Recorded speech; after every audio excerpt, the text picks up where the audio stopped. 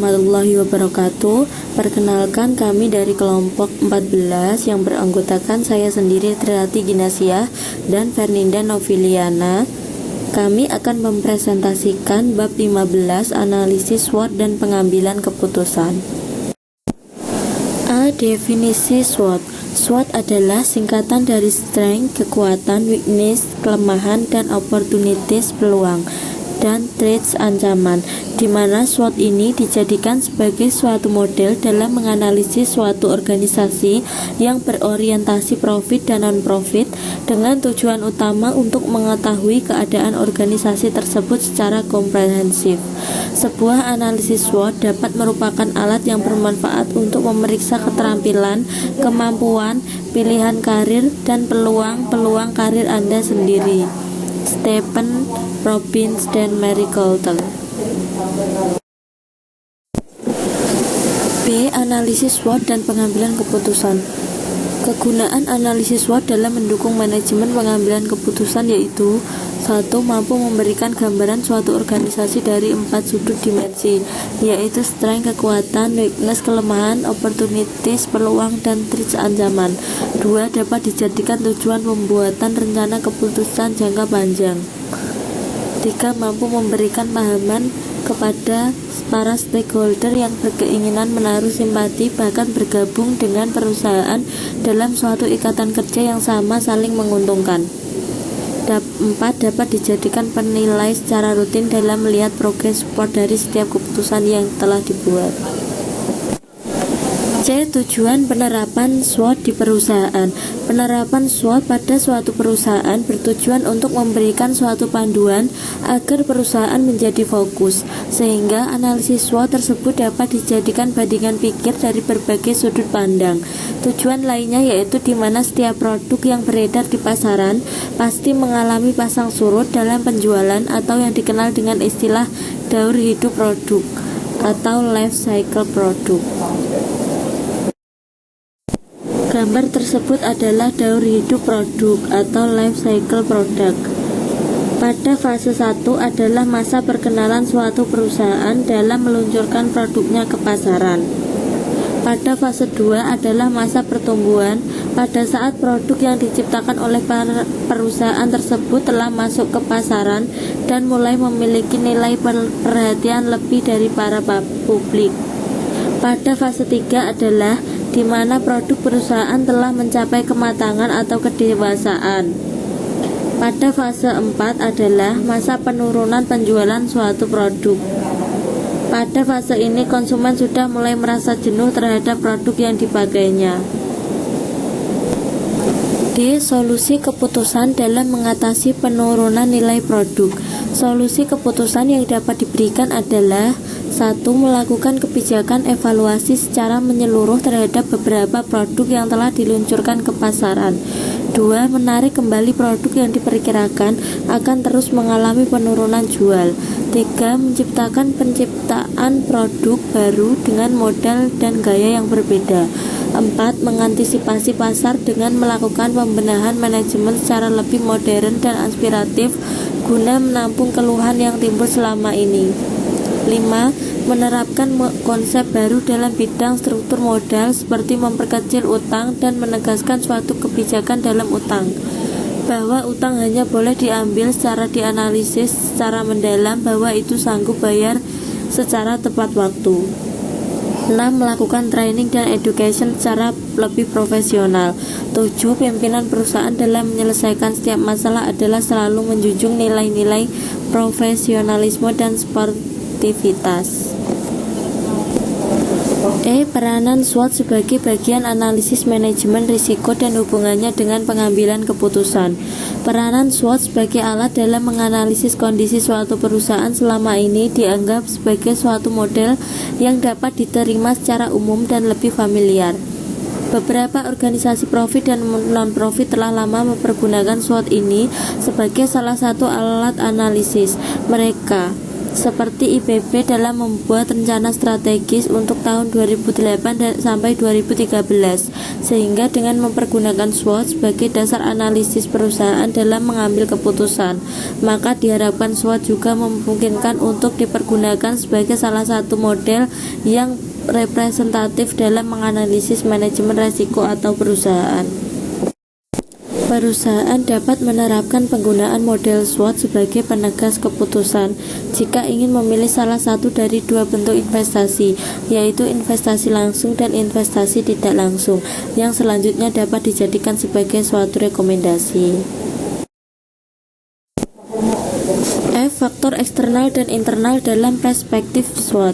1. Faktor eksternal. Faktor ini memengaruhi terbentuknya opportunities and threats. Faktor ini mencakup lingkungan industri dan lingkungan bisnis makro, ekonomi, politik, hukum, teknologi, kependudukan, dan sosial budaya. 2. Faktor internal. Faktor ini memengaruhi terbentuknya strength and weakness. Faktor internal ini meliputi semua macam manajemen fungsional, yaitu pemasaran, keuangan, operasi, sumber daya manusia, penelitian dan pengembangan, sistem informasi manajemen, dan budaya perusahaan. Gambar faktor eksternal dan internal perusahaan dalam perspektif SWOT. Berdasarkan gambar tersebut, maka ada dua kesimpulan yang bisa diambil dan layak diterapkan oleh suatu perusahaan, yaitu 1. Sebuah perusahaan yang baik adalah jika opportunities, peluang adalah lebih besar dibandingkan threats, ancaman, dan begitu pula sebaliknya. 2. Sebuah perusahaan yang baik adalah jika strength, kekuatan adalah lebih besar dibandingkan weakness, kelemahan, dan begitu pula sebaliknya. Model analisis SWOT. Untuk menciptakan suatu analisis SWOT yang baik dan tepat, maka diperlukan suatu model analisis SWOT yang representatif. Untuk menyusun suatu formula SWOT yang representatif adalah dengan menempatkan tahapan-tahapan sebagai berikut. Yang pertama, menyusun dan menentukan faktor-faktor strategis eksternal dan internal suatu perusahaan. Menyusun dan menghitung nilai bobot, rating, dan skor untuk tabel eksternal dan internal dibuat dengan teknik skala sebagai berikut. A. Bobot nilai. Nilai 1,0 sangat penting. Nilai 0,75 berarti penting. Nilai 0,50 berarti standar. Nilai 0,25 berarti tidak penting, dan nilai 0,10 artinya sangat tidak penting. B. Rating nilai.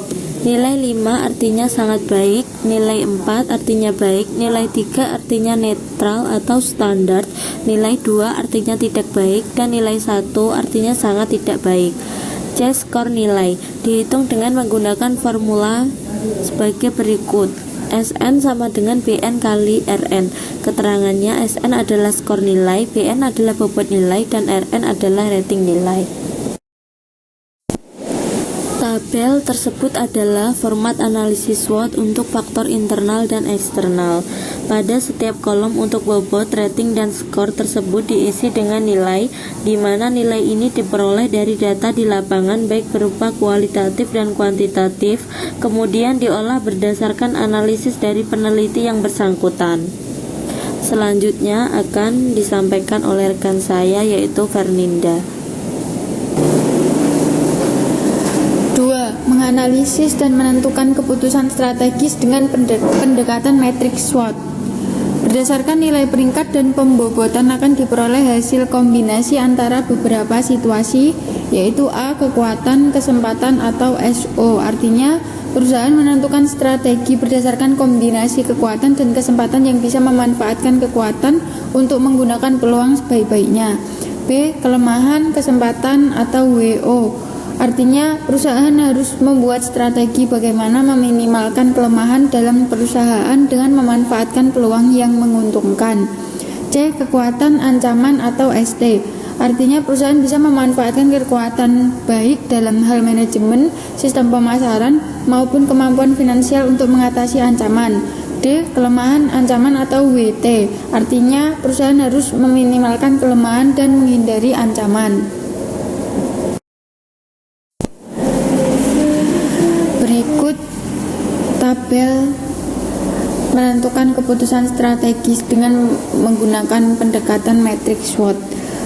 Pertama ada opportunities atau peluang dalam kekuatannya strength menjadi SO, kelemahan threats strategi untuk WO, kedua weakness atau ancaman, kekuatannya strategi untuknya ST, kelemahannya threats strategi untuknya WT.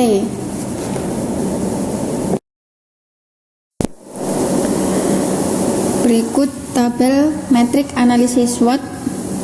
Opportunities atau O yaitu daftar semua peluang yang dapat diidentifikasi. Strength atau S yaitu daftar semua kekuatan yang dimiliki. Sedangkan strategi SO, gunakan semua kekuatan yang dimiliki untuk memanfaatkan peluang yang ada. Weakness atau W, daftar semua kelemahan yang dimiliki. Sedangkan strategi WO yaitu atasi semua kelemahan dengan memanfaatkan semua peluang yang ada. Selanjutnya threats atau T, daftar semua ancaman yang dapat diidentifikasi. Sedangkan strategi ST, gunakan semua kekuatan untuk menghindar dari semua ancaman. Strategi WT yaitu tekan semua kelemahan dan cegah semua ancaman.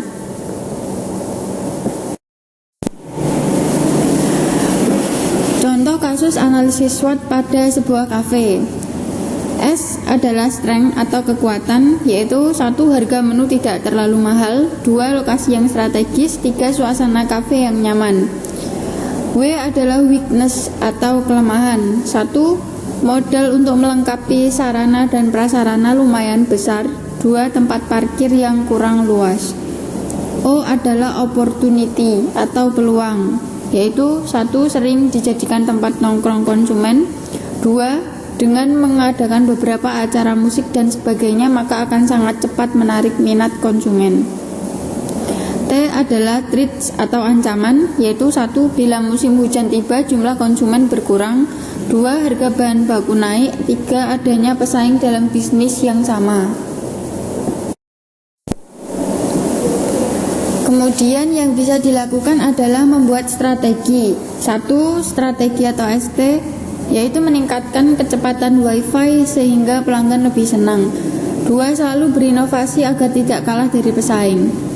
Strategi atau WT menyiapkan kontak saran untuk menampung masukan dari pelanggan. 3. Strategi WO berikan diskon saat event tertentu, berikan paket hemat saat akhir pekan. 4. Strategi SO yaitu menjaga agar harga tidak perlu naik. Sekian materi yang kelompok kami sampaikan. Bila ada salah kata kami mohon maaf. Wassalamualaikum warahmatullahi wabarakatuh.